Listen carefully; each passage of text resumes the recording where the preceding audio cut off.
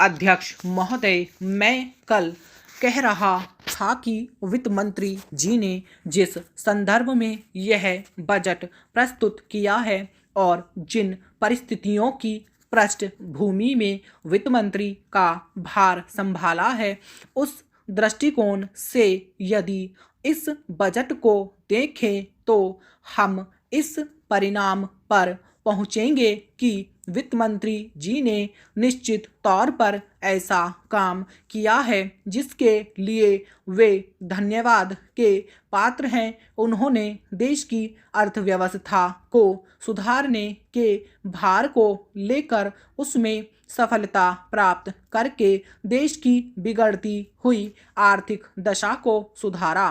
पिछले वर्ष देश का उत्पादन बढ़ा है, उद्योगों में सुधार हुआ है, कीमतों में सुधार आया है, हमारा आयात कम हुआ है और निर्यात बढ़ा है। इस तरह से देश में एक नई आशा और विश्वास पैदा हुआ है। इस वर्ष के बजट द्वारा भी उन्होंने पिछले वर्ष के कार्यक्रम को जारी रखने की कोशिश करने का प्रयास किया है। मुझे इसमें कोई संदेह नहीं है कि इसमें भी उनको सफलता मिलेगी। उन्होंने देश के आयात निर्यात के बारे में जो कदम उठाए हैं, उनसे निश्चय ही हमारे विदेशी व्यापार का संतुलन सुधरेगा। यह निश्चय के साथ कहा जा सकता है। मैं वित्त मंत्री के लक्ष्यों व कर नीति का आम तौर पर स्वागत करता हूं।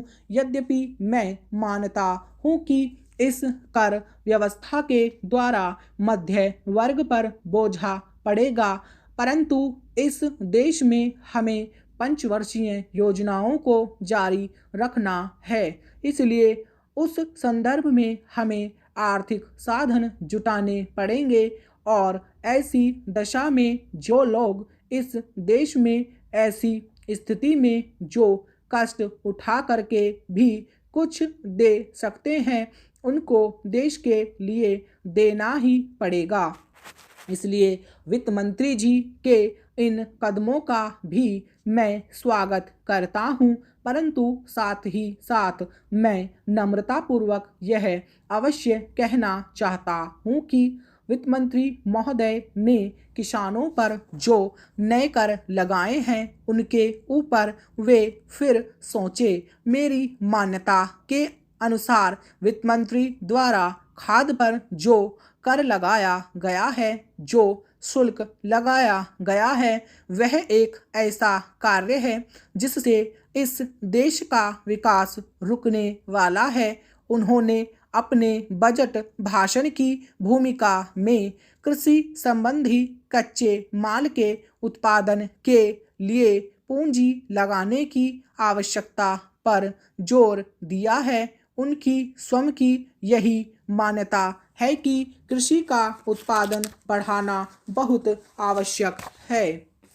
अध्यक्ष महोदय, उसके लिए सब कुछ करना है तो फिर कृषि उत्पादन का जो मूल आधार है, उस खाद और पानी की जो व्यवस्था है, जब उस पर ही कर लगाया जाता है तो मेरे मन में आता है कि कहीं वित्त मंत्री महोदय अपनी ही बात को अपने ही सिद्धांतों को के द्वारा तो काट नहीं रहे हैं। मैं कहना चाहता हूँ कि हमारे देश में अभी भी चौथाई भूमि से ज़्यादा सिंचित भूमि नहीं है।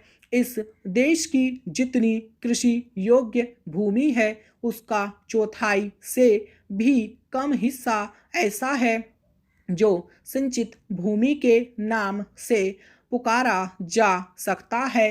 मेरी राय में अब समय आ गया है जबकि पिछले 2-3 वर्षों की नीति पर फिर विचार किया जाए और एक मात्रा में घाटे के बजट का सहारा लेकर ही सही आर्थिक तथा सामाजिक विकास योजनाओं की गति को बहुत बढ़ा दिया जाए।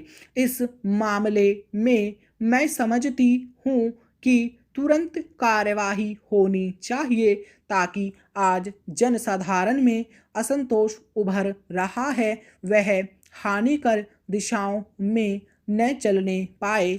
आज के राजनीतिक वातावरण की दृष्टि से भी मैं कहना चाहती हूँ कि विकास की गति को बढ़ाने की आवश्यकता सर्वोपरि है। जहाँ तक कि नए बजट के अंतर्गत कर नीति का संबंध है, अच्छा होता यदि मिट्टी के तेल जैसी वस्तुओं पर अतिरिक्त कर न लगाया जाता। मेरी राय में इस प्रकार के करों से बचना ही उचित है, परंतु वस्तुस्थिति कुछ ऐसी लगती है कि प्राय गरीबों पर करों का भार लादे बिना सरकार की गाड़ी आगे बढ़ ही नहीं सकती। एक नया कर जिसे पहली बार वित्त मंत्री ने लगाने की ठानी है वह कृषि संपत्ति संबंधी कर है। अब से पहले कुछ राज्यों में कृषि संबंधी आयकर लगाया गया था, परंतु उसके प्रशासन तथा वसूली आदि में इतनी कठिनाइयां आई कि राज्य सरकारों को अपनी नीति बदलनी पड़ी। बात यह है, जहां करोड़ों अनपढ़ तथा गांवों में बसने वाले किसानों पर हिसाब किताब रखने और रिपोर्ट भेजने की जिम्मेदारी लादी जाती है, वहां ऐसा कोई कर सफल नहीं हो सकता।